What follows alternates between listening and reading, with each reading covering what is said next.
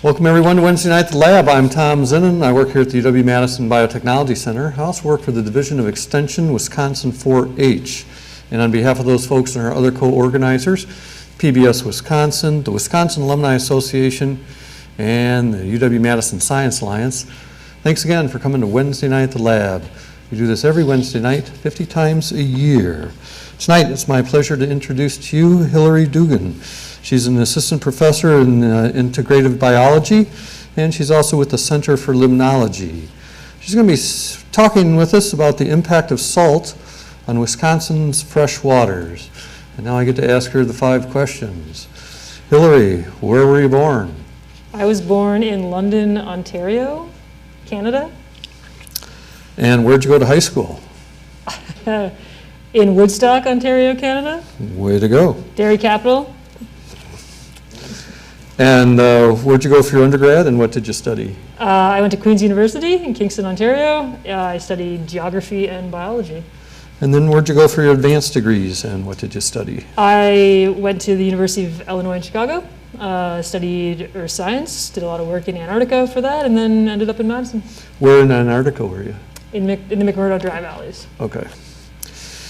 And when did you come to Madison? I moved here in 2017. Whoa. No, 2014. That long ago already? Yeah, it's been a while. Whew.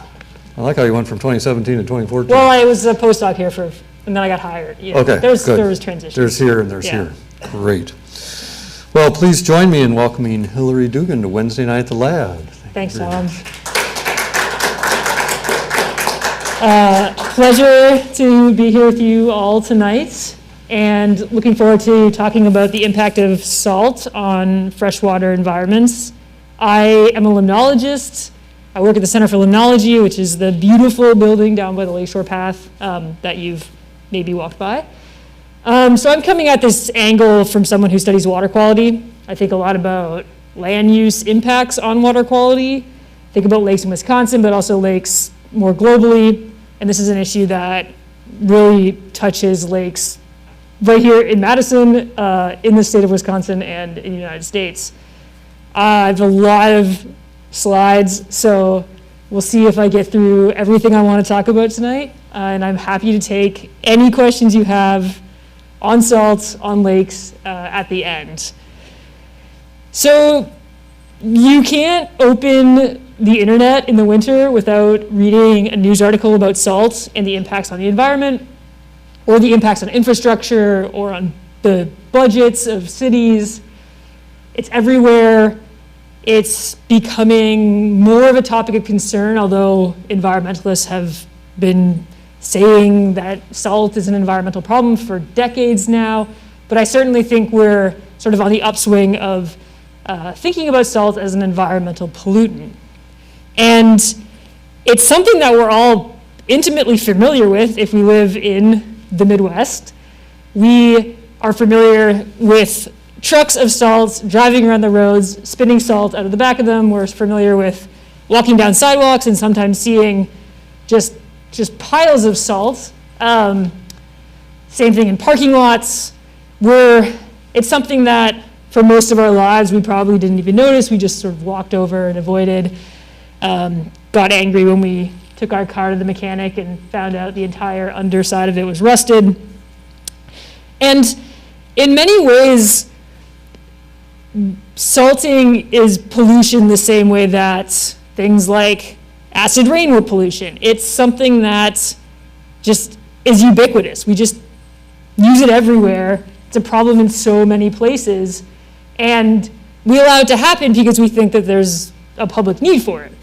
And I'm certainly not saying there isn't a public need for it, but as we go through this talk, I want to try and make the case that the levels that we use salt at are certainly should be considered pollution, and we need to take steps to lessen that. The same way that we take steps to lessen air pollution, we haven't completely curtailed that, but we've lessened it as we've learned about the human health impacts and the environmental consequences. And you read headlines like this where someone finds marine organisms living in a river in the city of Toronto, and the headline I think is misleading because it's not a mystery why there's crabs, ocean crabs living in an urban river. It's because the water quality of that river is so saline that we've effectively changed these freshwater environments into marine habitats. So it's not that increasing salt in freshwater environments is going to completely kill everything living there, but it's certainly going to change the biodiversity towards, a marine environment. So today, want to talk about sort of 4 topics. One is, what do I mean when I say salinization? What is salinity?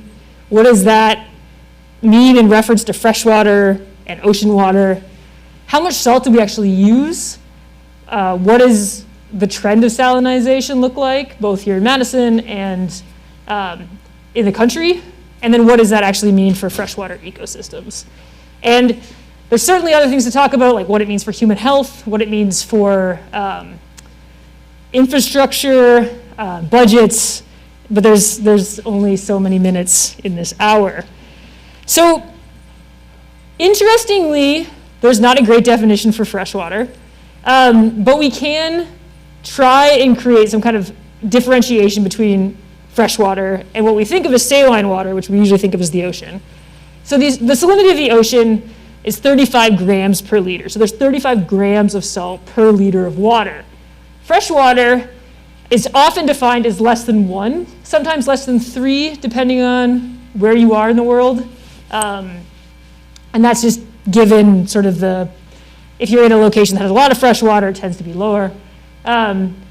So there's a big difference between less than 1 gram per liter of salt compared to the ocean.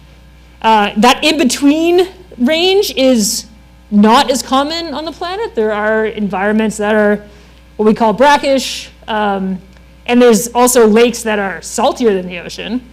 But for the most part, we kind of think about 2 environments, freshwater environments and the ocean. And salinity as a term, when we talk about salinity as a chemical term, it's the sum of all dissolved matter in water. And typically, that is a combination of these major cations, so sodium, magnesium, calcium, potassium, and then also anion, sulfate, the bicarbonate species, and chloride. So if we actually want to measure the salinity of water, we actually have to go and measure all these individual ions and add them up. And that's actually a lot of work.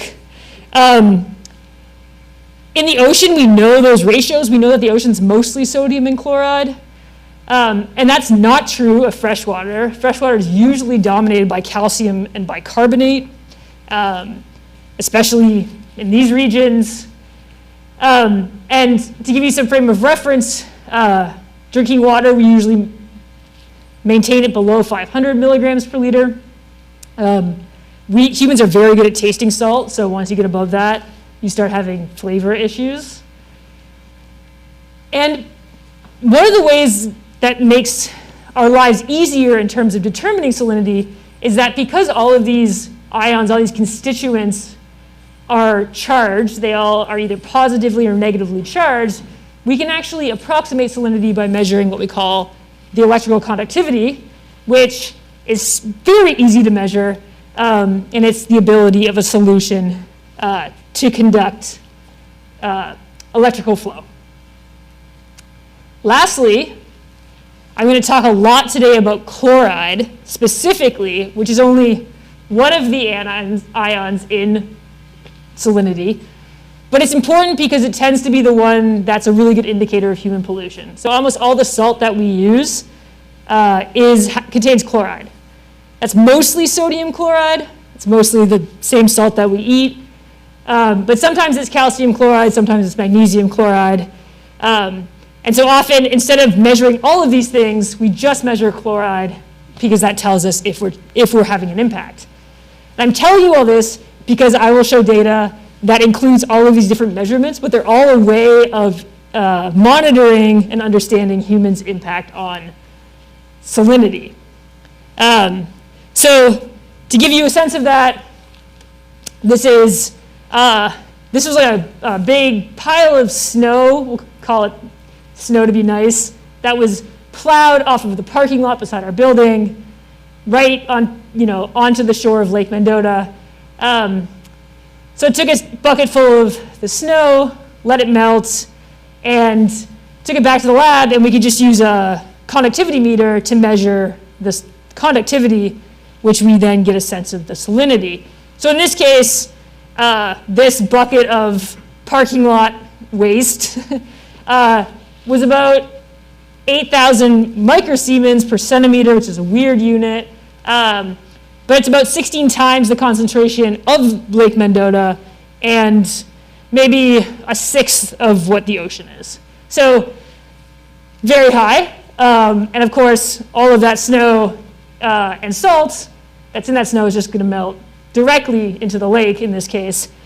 But all of the salt that we put down, even if it's not directly beside the lake, we're putting it somewhere that's going to end up in our freshwaters. On campus, we plow it into a parking lot. When that melts, it flows into a river, into the lake, and that's going to happen anywhere you put sort of plowed snow. So why is salt such a pervasive pollutant? I think that's pretty straightforward. It's effective. It melts snow. There's no great alternative. It depresses the freezing point. Sodium chloride works down to about 15 Fahrenheit. Once you get to that temperature, you can switch over to calcium or magnesium chloride. It melts water, or it keeps water liquid at even lower temperatures. It's relatively cheap. The state of Wisconsin still spends $50 million, dollars on it every year, but per ton, inexpensive. You know that when you buy salt at the store, you can get, a liter of salt for $1. And it's also natural, right? We eat it. How can it be that bad? All these things are also things we used to say about coal. It's really effective. It's pretty cheap. We can mine it easily, and it's natural. Like, how can it be that bad? But as we know, all things are bad when we use them in excessive quantities. Coal probably wasn't a big problem when there was just a few people using it. Same thing with salt. We're at a stage where the United States is using 23 million tons per year on its roads every year, and every ounce of that road salt ends up in our soil, in our water, in our groundwater. There are exceptions. There's some cities that, right on the ocean, they make the case that all their salt just flushes into the ocean, which I can buy. In the Midwest, in the Great Lakes watershed, not the case. And so Midwest states are using hundreds of millions of tons per year, and that's just the salt that's bought publicly, so put down by counties, municipalities. Doesn't include private application or other salt inputs, which we'll get to, like water softener salt. And the downside of this is that we need fresh water. As you add salt to water, it ceases to become fresh water. And we, as humans and freshwater organisms, are adapted to extremely fresh water, so water has very low chloride concentrations. So if all of our fresh water becomes saline, well, we die, animals die, there's some major consequences.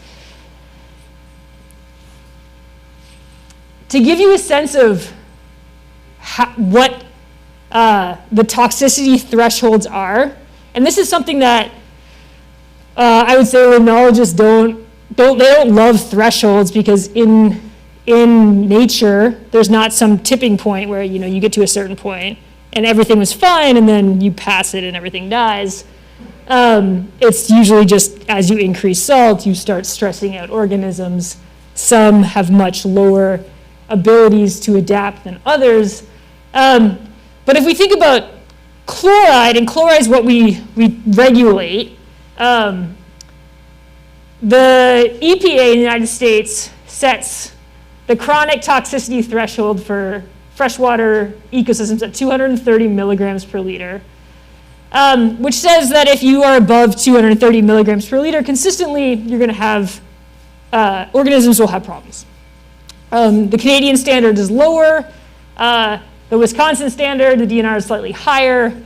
These are all based on lab tests where we take organisms, put them in tanks, we add salt, and we see if they die. And then these thresholds are sort of some kind of average of those tolerances. So these are important, but frustrating. These sort of water quality guidelines are a legacy of us treating rivers as effluent pipes, so treating rivers as a means of getting rid of waste.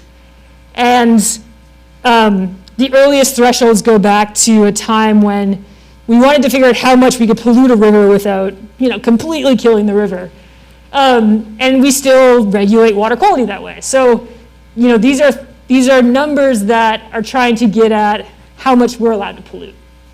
And for instance, in Madison, the wastewater treatment plant is consistently above these values, so they need to have an EPA variance to allow them to be above that consistently, and we can get to why that is. So 230, we're going to talk about 230 milligrams per liter, because that's the EPA chronic water quality threshold for chloride toxicity.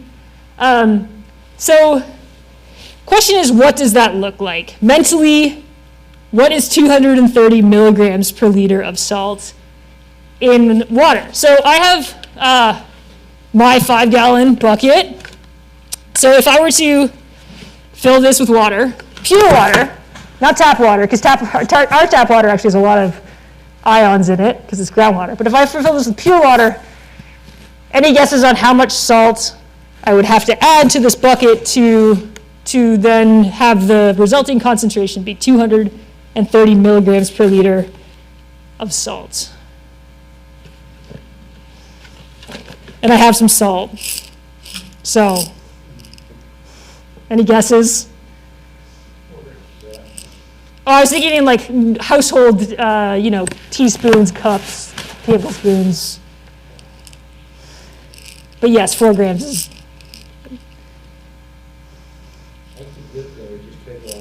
Yeah. So the answer is 4 grams, but the question is how much is 4 grams? So 4 grams is about a teaspoon of salt. It's actually a little less. It's about 4 of these salt crystals.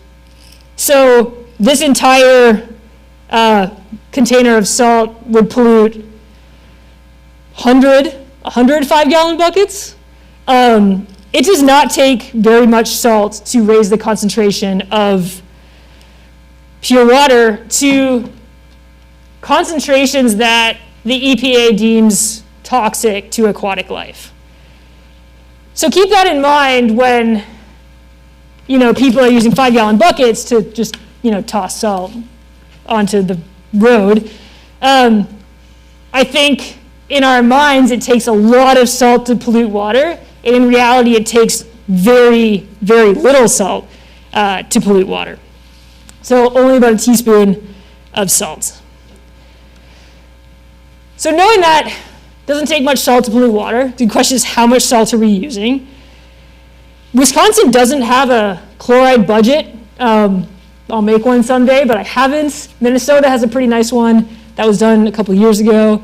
And our states are very similar in terms of the amount of roads we have, the population, our general land use.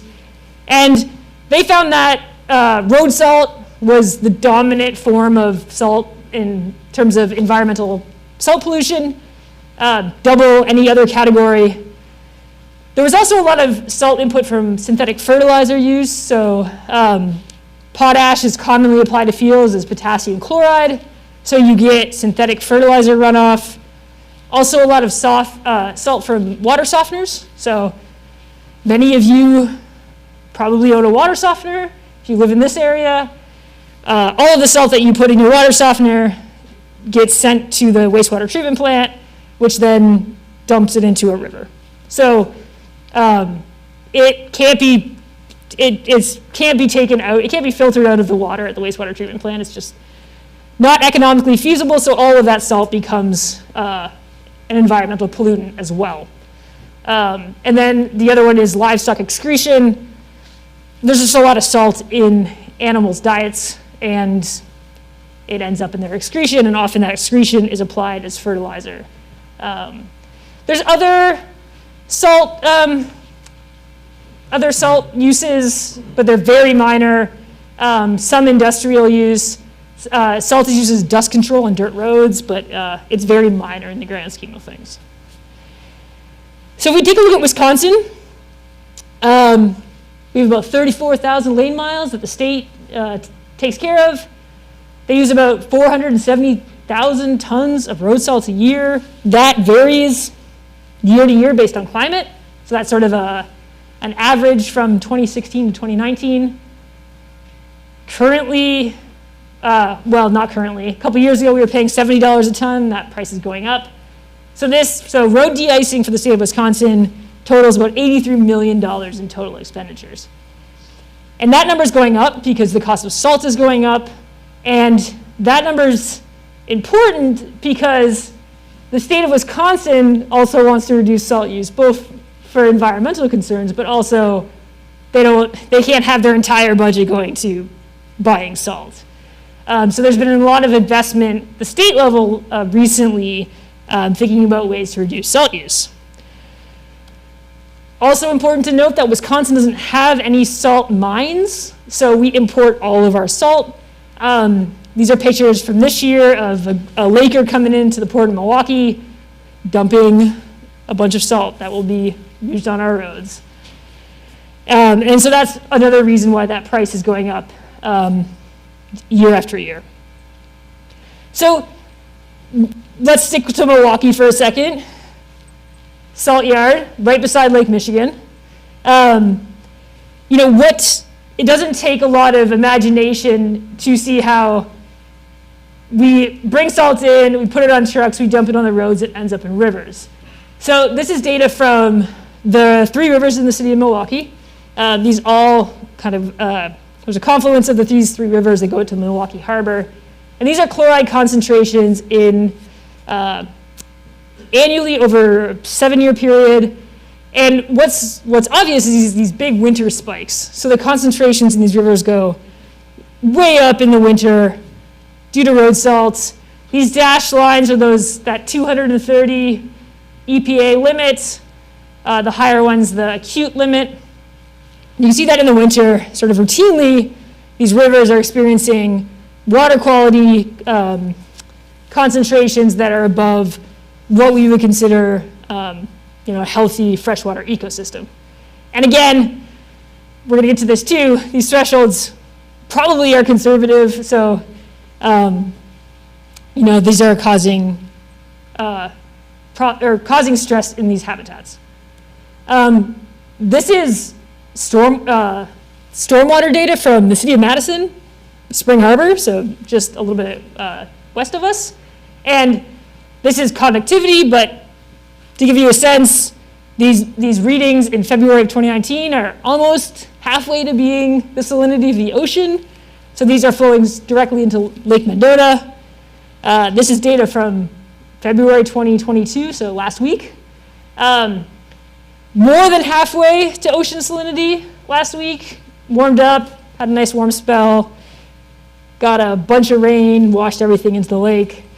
So what that means is that over time, the concentrations in all of our water bodies are increasing. So they're getting saltier. This is data from the 3 Madison Lakes, Mendota, Monona, and Wingra. And you can see that since the 40s, that concentration's kind of steadily increased. And this is, working in Madison as a limnologist is great because we have data that goes back really far. Often we don't have data that precedes the advent of road salt use, which is about the 1950s, 60s. And you can see here too that the bigger the lake, so Lake Mendota is about 4 times bigger than Lake Monona. Bigger the lake, Sometimes the slower it is to increase, because that volume of water can dilute the salt coming in. But also, Monona has a more urban watershed. Starkweather Creek on the east side is really salty, drains right into Monona. And then Lake Wingra is the only one of those three lakes that is completely urban and has the highest chloride concentrations. And if we look at water quality across the state, and this map includes Wisconsin and Minnesota, it's pretty clear that the problem areas are associated with urban environments and also sometimes interstates. And so the orangey yellow dots are really high chloride concentrations, and they tend to be found in Milwaukee, Madison, Green Bay, Eau Claire, the Twin Cities. And as we go north into the northwards, where there's fewer roads and often is actually just too cold to use road salt, we see sort of no human impact, which is great. So this is water quality from streams and lakes.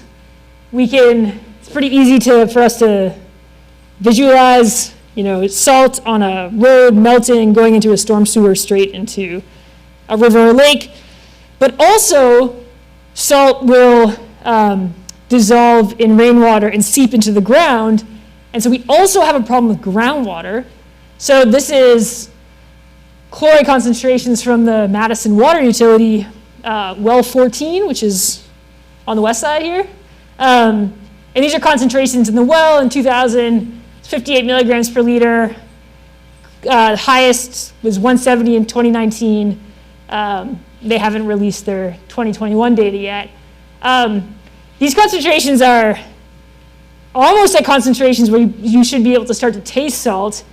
And concomitantly with chloride going up, sodium's going up, which can cause problems for people with hypertension and heart problems, people who are on low sodium diets. If you're on a low sodium diet, you don't want to be getting all of your sodium from your drinking water. And so the city of Madison is really concerned about this because the cost of drilling these high capacity wells is very expensive, and as these numbers go up, they just have to take that well offline. So at the moment, it's still being used, but it's being mixed with other wells to try and dilute the concentrations. And again, this is a result of salt just sort of seeping in from the surface. So how widespread of a problem is this? Pretty widespread. Our research of long-term records show that it's a big problem in the Midwest, most of the Northeast US, Ontario, Quebec. As you get outside that region, you get into different types of climate. Either it's too warm and people, ice isn't a problem. In the West, it's very dry. You don't get as much ice formation. As you go north, it's too cold for road salt to even work. Also too cold for a lot of ice to form. Tends to just be like the snow stays as snow. And so this problem is in some ways localized, except that this is the Midwest and the Northeast are extremely populated states, as well as being states that have a lot of freshwater resources. So zooming out a little bit in terms of scale, this was a study we just did in Lake Michigan, looking at where is salt coming from in Lake Michigan. So I had a colleague who would drive around Lake Michigan and sample all of the rivers. There's about 300. And he was looking at chloride, but also nutrients. And what we found was that the highest chloride concentrations, again, were in urban areas, sort of some in Indiana, southwestern Michigan, Milwaukee, a little bit in Green Bay. And as you would expect, sort of these forested watersheds up in the UP, almost no chloride. Like sometimes you just couldn't even measure it, it was so low. And so what's happening in Lake Michigan is that, like most lakes in the Midwest, the concentrations are increasing over time, except Lake Michigan is so big, it's an ocean, that it's going up extremely slowly. So it's still very fresh water, but it is increasing and will continue to increase because right now it's not in equilibrium with how much salt is going into it. We also can take a modeling approach and look at this Midwest Northeast region. This is a region where we spend about $370 million a year on just the cost of salt and over $1 billion clearing the roads in the winter. And it's also a region that contains 23% of the lakes in the United States. We have some observation data. We can run models based on landscape predictors to try and understand where lakes are at risk. And outputs and models look like this, where the colors are not great, but the orange dots are regions that it would be predicted to have extremely high chloride levels, and the purple dots are regions where it would be expected that they'd be probably above sort of natural concentrations. And this problem of salinization is important because it affects lakes in different ways. One is it affects lake physics. I'm going to talk about that briefly. It obviously impacts the chemistry because salt is a chemical, and so as you're putting in ions, you're impacting the chemistry. But there's also feedbacks there. There's been studies that have shown that as you increase salinity, especially in rivers and soils, it's really good at liberating heavy metals like lead and cadmium. So thinking about something like the Flint water crisis, where Flint switched from drinking Lake Erie water to drinking Flint River water, the cause was obviously lead pipes, but what made the lead pipes shed lead was that the Flint River had way higher chloride concentrations. So chloride was actually the culprit in the lead crisis there. And so there's important feedbacks for sort of other water chemistry. And then as I've been talking about, it impacts biology because all of these organisms that live in freshwater are adapted to freshwater. And so as you increase the salinity, it would be the same thing as if we started drinking a lot of salt water, it's going to start causing problems. And at some point, those consequences become lethal. So let me talk about physics for a second, because lake physics excites me. And I try to convince all my undergrads of that. In Madison, in the Midwest, in our climate, lakes tend to have this unique seasonality where in the spring, the whole water column mixes. In the summer, it actually stratifies because of temperature, where the top stays hot, the bottom stays cold. Then in the fall, it mixes again, and then in winter, it stratifies. So we call it dimictic, mixes twice a year. And this is super important, not only for temperature and the thermal conditions, but in the lakes, in like Madison's lakes, when it stratifies in the summer, you get problems with oxygen loss in the bottom, nutrients build up, and there's a lot of interesting feedbacks that happen based on that timing of stratification. So all of this is based traditionally on temperature, because temperature influences water density. But salt also influences water density. And normally we don't care about that because there's no salt in our lakes, except as we add salt, it might start causing impacts. And so in the winter, what might happen is as we dump salt into a lake, it's going to become denser water and it's going to sink to the bottom. And so we effectively change our winter density profile, where the bottom of the lake is really salty, the top is still fresh water. And when the lake goes to mix in the spring, it can't mix, it takes longer to mix. And there's been evidence in lakes in Michigan that it just doesn't mix. There's just so much salt in the bottom that the energy from the wind can't sort of overcome that gradient. We put some sensors in Lake Mendota and Monona over the last couple years, and we saw that in Monona, we think that salt is also sort of delaying spring mixing. So we would expect that when the ice comes off in the spring, as soon as the lake is the same temperature, it should just mix. And what we see, there's a lot of information in these graphs. But what we see when ice comes off, the temperature is the same in the top and the bottom, but the lake doesn't mix for another couple of weeks in 2020, and a little bit less than a week in 2021. And we think that delayed mixing is just a result of a lot of salt in the bottom of Lake Monona in the winter. Mendota, we didn't see as much of an impact. We didn't see as high of salt concentrations at the bottom, and that's probably due to just the shape of the lakes. And also Monona's saltier. So if this, if the chloride concentrations in these lakes were to continue increasing, what could happen is you could prevent mixing potentially, and that would just have a whole bunch of feedbacks on the lake water chemistry and the biology of the lakes.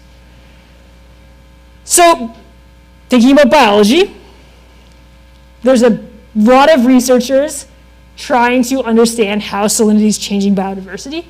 I am not an organismal biologist, so I'm going to present other people's data, but it is pretty fascinating. Often people ask me about fish, which of course we all love, but I'm going to talk more about organisms that are lower in the food chain. So things like algae and zooplankton. Zooplankton being the workhorses of most lake food webs. They're the organisms that both consume algae, so that's great, and also fish eat them, so they're fish food. They do the heavy lifting when it comes to food web dynamics. So a neat study came out last year looking at what happened to zooplankton, specifically Daphnia. They're a species or a genre of zooplankton. And Daphnia are monsters. They eat a lot of algae. They're great. And they cultured different Daphnia species over a range of chloride concentrations. And their results showed that Daphnia were extremely sensitive to chloride concentrations, and increasing the chloride concentration even upwards of 5 to 40 milligrams per liter decreased reproduction and increased mortality. And these were the lakes that are really soft water lakes, so lakes that have naturally extremely low salinity. And so those Daphnia genera were not adapted to salt. Argument could be made that in a lake like Mendota, perhaps maybe just because we've been increasing salt for so many years, the species here might be evolving at the same time. But in this case, we saw huge decreases in zooplankton populations at concentrations that are way below those toxicity thresholds. So this argues that those thresholds are way too high in terms of some of the lake organisms. This was a study that came out just last month, and it was a collaboration between 16 sites in North America and Europe.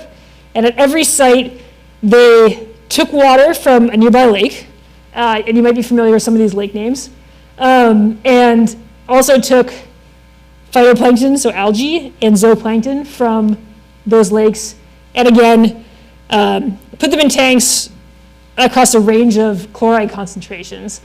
And what they found was that overall, as you increase chloride, your zooplankton populations decrease, so that's the black line.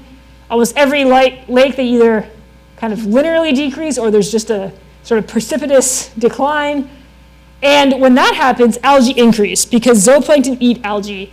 And that is bad news for anyone who wants clear lakes with good water quality. Your zooplankton decline, your algae increase, and you have just more algae.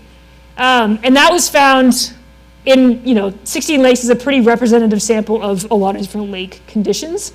And these range from Canada to California and some in Europe. So pretty stark results that show that salinity can have pretty big consequences on lake organisms. So again, this is research that is brand new, and I think there's going to be a lot more thinking about that ecotoxicology angle. Okay, so I hope I've convinced you that salt's a pollutant, that it has big consequences for freshwater ecosystems, both just the physics of it and obviously what's living there. Talked a little bit about human health in terms of drinking water, but that's a big problem as well, depending on where you live. So what can be done?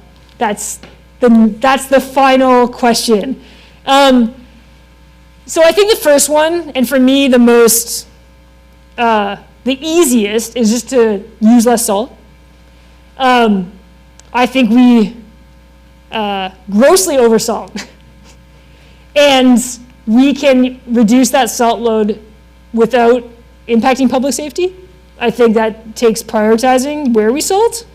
I think there's lots of arguments that can be made that, parking lots don't need to be coated in salt, but maybe interstates do.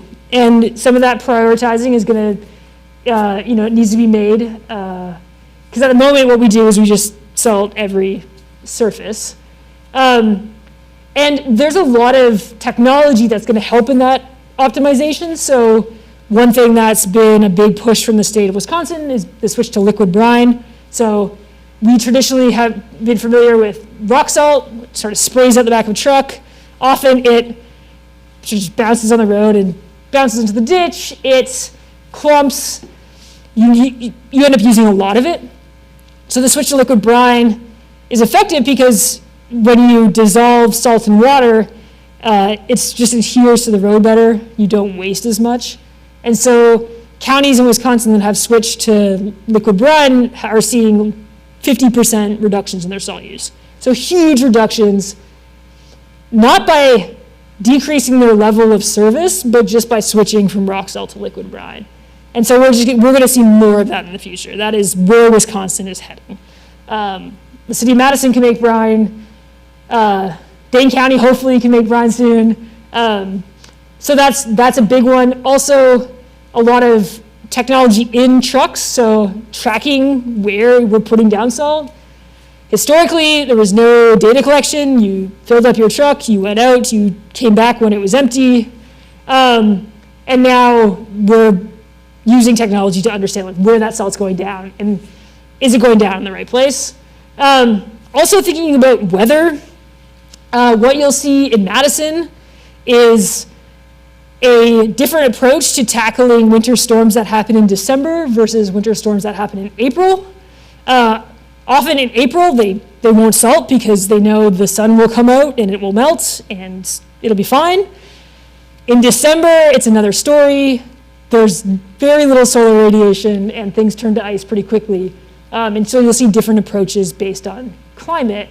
And then, of course, there's technology when it comes to actual trucks and salt storage and things like that. So optimizing salt use is a priority. There's also a lot of policy options. For me, it's education. But there's a lot of people working on the governance side of things, thinking about liability issues. How can you regulate salt as a pollutant? How do you get private applicators to switch their practices, things like that. So there's a lot in the policy realm as well that's going on. So the hope is that we'll see a decrease in salt use. We haven't yet. It's not, I think it's leveled off, but we certainly haven't decreased salt use sort of at a state or national level. And again, there's a lot of incentives. Environmental is what I've talked about today, but of course, it just costs a lot of money, both in terms of infrastructure, in terms of drinking water. So most people are on board with using less salt to save money in the long run.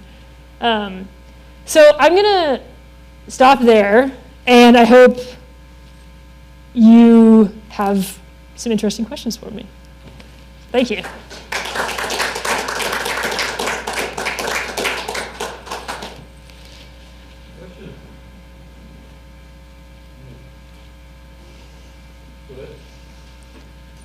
The brine, obviously, it's been used around here. Yeah, is it, so how do we get the brine? Is it like at the point the source, here? Yeah. By using rock salt and then Yeah. brine out of it. So the question was, how is brine made? And the answer is they're using the same rock salt. They just have a big machine that mixes water and salt at the roads depot. And yeah, so the way that rock salt traditionally works is that you put it on the road, and when snow hits it, it dissolves. And so in this case, they're just dissolving it first. And they've done the test, and the perfect salinity is 23%, which is almost 10 times ocean salinity. Like, this brine is really salty, much saltier than the ocean. And so it would, if I just took this and put it in that bucket of water, I could make it. Nearly a quarter of salt. Yeah. It's really salty, but they use way less in the end. So, and a lot of what's been slow in that changeover is both having brine makers, because they're expensive, although every county that has one has recouped its costs within the first year by how much money they save on salt. But then also retrofitting all of the trucks to be able to spray salt. And so often they just take the normal trucks and put a brine, in the back, and then have to have sprayers. But Jefferson County actually has like an 18-wheeler brine truck that does the whole interstate on 94. So they're ramping up pretty big on spraying.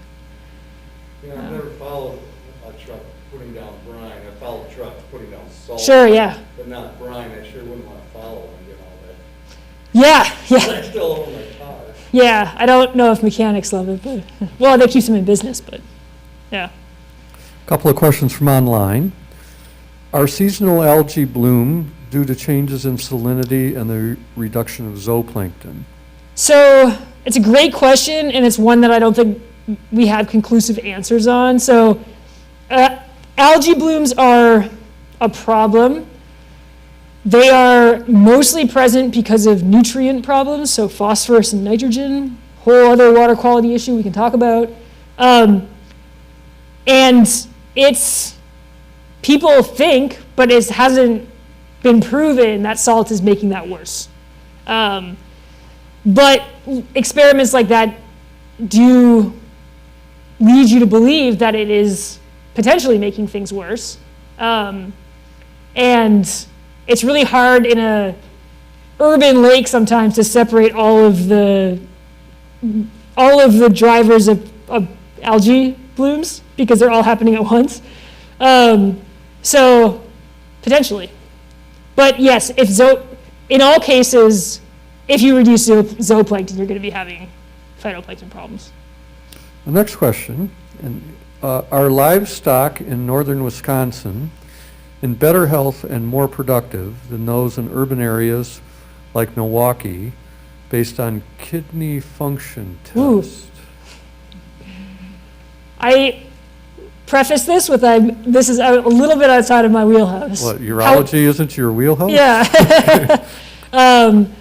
There have been reports of, getting into drinking, like human drinking water, a lot of the human health problems with groundwater are on people who have their own wells. So private wells that are shallow, getting a lot of road salt, often happens beside highways. There's been really sad reports from New York State about people just like, they have a house and they can't drink any of the water because of salt. But the same thing happens with farms. So if your drinking water is salty, your animal's drinking water is salty, and there's reports that it impacts livestock health if their drinking water is too salty. So potentially, yeah. And you hope that that's something that is tested. But I think that that's something that we haven't thought about in the past. Very good. Other questions here in the House? Okay, I'm going to bring that to you. I'm going to ask this question while I walk. I heard a talk by the director of the Madison sewer system a few years ago, He said that most people's water softeners are set way too high. My husband checked ours, which was installed just as it came from the factory, and was able to cut the salt use in half. So water softener. Yeah, so the Madison Metropolitan Sewage District is doing a lot of education on salt, on water softeners. And I encourage everyone listening to check out Wisconsin Saltwise. Their website's wisaltwise.com. And the answer is yes, it's like any appliance. First of all, if your water softener is old, it's probably using way too much salt. New ones use way less. There's actually technology now that's not a softener per se, but like a descaler that is salt-free, so there's also some alternatives. But yeah, factory settings are usually on the high end. There's been a lot of training with companies in Madison who install water softeners to have custom settings on that.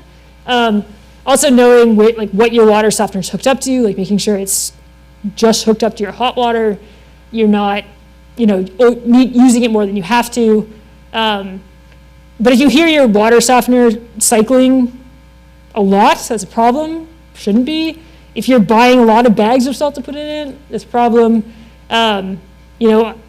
We buy, 2 bags a year, a bag a year, something pretty low. So take a look at it if you think you're buying too much salt.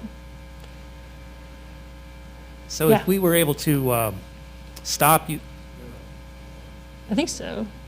if we were able to stop using salt, would the lakes heal, and how long would it take for that to happen? Yeah, so the answer is yes. So that's another thing that I try and touch on, this is a problem that, unlike a lot of water quality problems, is really easy to solve. We just have to stop putting salt in. Salt stays dissolved in water, so it'll be flushed out naturally. It's not like other pollutants that stay in the sediments or stay in the food web. And the residence time of Lake Mendota is about 4 years. So in 4 years, we'd cut the concentrations in half. 4 more years, it would be in half again. So it is solvable. The problem is that we don't know how much salt is just still on the landscape. So most people suspect from studies that if we stop salting, if we stop putting down new salt, there'd still be a lot of salt just out there waiting to be leached in, because what we measure coming into the lakes is not what we know is being put down. So there's just salts in soils and in groundwater that's taking years to go places. So it's solvable, and there's been success stories, mostly in places that had crazy high concentrations and also very small lakes. So those ones are sort of quicker to decrease. But yeah, great question. Another question from online. Thoughts on the city of Madison using a sand and salt combination versus the brine that you spoke of?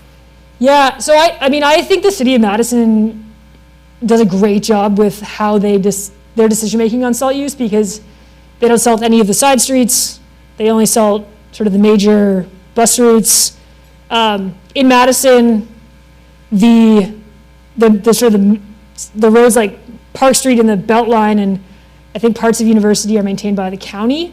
So there's also multiple jurisdictions. So some of the biggest roads aren't the cities, they're the counties. But the city of Madison, has done a great job, I think, reducing salt use. And part of that is using sand more. The mixture they use is 95% sand, 5% salt. So you'll see buckets, maybe in your neighborhood, barrels that say sand. They do have some salt in them. So the advertising is a little misleading, but mostly sand. And I think they do a really good job. We've had a couple winters, not the last 2 winters, that were just really icy. Like there was just so much ice, and there's some times where you kind of have to throw your hands up and get rid of it. But I think they make good decisions. Do you think we should compare the salinity data from the late 50s instead of the 40s, since interstate highways came in the mid-50s, and also population growth contributing to more vehicles and more roads built and more salt use? What's the benchmark? Yeah, I mean, so the benchmark we use for sort of natural conditions is pre-50s. So we have data from lakes in Wisconsin and from the 1910s and 20s, and that's what we sort of consider what it would be naturally. And there's almost no chloride. There's no salt. The water in Wisconsin was naturally just extremely fresh in almost the entire state.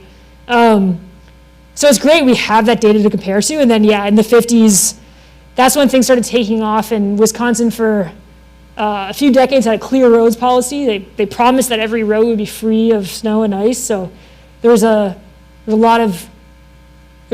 salt use, and at the same time, just more and more roads, more people. And that, I mean, continues to be there. Continues to be more roads, more people. So we're, dealing with that at the same time. And remind me, I don't know, the history of water softening, when did that come in? That's a great question. I have no idea. Okay. I grew up with a water softener. Okay. So that was 1835. So I think we had water softeners in Dixon, Illinois in the mid-60s. Yeah. Because I remember getting to hork the bags and stuff. But Yeah.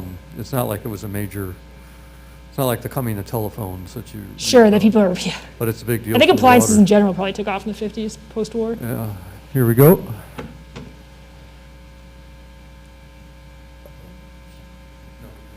It seems like one winter they were talking about using beet juice Yeah, as an experimental. yeah. Remember So the beet road? juice is mostly used to make things sticky. And it helps salt and sand adhere to roads. So actually most salt barns keep a barrel of beet juice around. They'll throw it in their mixture sometimes if they need it. So it's sort of an additive.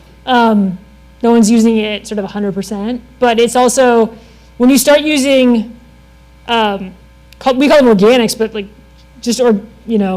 beets are an organic vegetable, which means that things like to eat them. And so when you use organic materials like that, you can actually also cause other water quality problems that have to do with microbes digesting it and causing oxygen problems in rivers. So It was my understanding that the private people that do parking lots Yeah. are a bigger problem. I mean, the city is doing all of these good things. What kind of education do you give to these private companies? yeah, so that's a issue. So one is we don't have great data on it. We really don't have a sense of how much is being used privately, other than the sense is it's a lot when you go to any, mall parking lot. In Madison, Wisconsin Saltwise that I talked about does a lot of training courses to get people salt certified, and that's talking about, calibrating your equipment, making sure you're not oversalting, things like that. The problem is there's no follow-up. There's no going to see if they're actually following the practices I learned. There's also historically been an incentive to use a lot of salt. The more salt you use, the more you get paid for using it. People are worried about liability. There's a perception that if you don't, completely clear your parking lot and someone falls, you're gonna get sued. And so there's been, and again, I say that that's perceived because there's actually not a lot of case law that shows that that's true. But the perception is it's cheaper to put down salt than it is to battle a lawsuit. And so there's work too on the private applicator side to try and push limited liability legislation that says, like, if you get certified and you follow the practices, you won't be liable. But that has been really hard to get passed in state legislatures. New Hampshire's passed it, but that's the only state that's done it. And so that's one thing that people on the legal side are trying to work towards, because right now there's just no incentive for private applicators. How was the university do? We talked about the city, we talked about the county. And Yeah. How about that Campus? university? So you'll see things on campus roped off in the winter, which I think is a great first step. And, campuses tend to be pedestrian friendly. There's lots of stairs and walkways. And in the winter, they rope off a lot of that and say, we're just not going to shovel or salt that area. And I think that's great because if you're around campus, like, that's fine. We don't need 5 staircases. We can just all use the one. That being said, I feel like campus roads are salted a lot more than Madison roads, based on that they're always wet in the winter. So they're still using a lot of salt on campus, on the roads. And there's a lot of work in sustainability here, and there's been education, so like hopefully it's trending in the right direction, but there's still a lot being used. Yeah, especially after that graphic of how little it takes to Yeah. saltify 5 gallons. Another question from online. Climate change models indicate more snow in winter, and does it mean more liquid brine and increased salinity in our water streams? Yeah, climate change is the big unknown. Their projections of precipitation are very uncertain. There are some indication that Wisconsin's going to get wetter. I'd say more models think that it's going to get wetter than they think it's going to get drier. Certainly from 2015 to 2020, we were trending really wet. But then we just had a year of drought. We're still in a drought. And then the other question is, how does that transfer to snow? So are we going to get more storms? You know, are there going to be fewer storms but bigger? There's a lot of unknowns, and that all plays into how much salt will get used. And I don't think anyone has a good sense of what's going to happen. Winter is the fastest warming season. Air temperature models are much more certain. It is going to get warmer. Winter's going to warm the fastest. So we will see winter be condensed. But also, if you look at a place like the Northeast, like they've just had major winter storms the last 5 years. And so, you know, are we going to turn into a situation where we don't have these cold, sustained winters? Instead, we have their model, which is just massive storms, and then it, you know, warms up. Yeah, or more ice storms like the one we had 3 weeks ago, Yeah, right at 32 degrees Fahrenheit. So. yeah. All right, I think that's everything that's online. Really appreciate the talk, really Thank appreciate you. the Q&A. Appreciate Yeah, it. There we go. absolutely.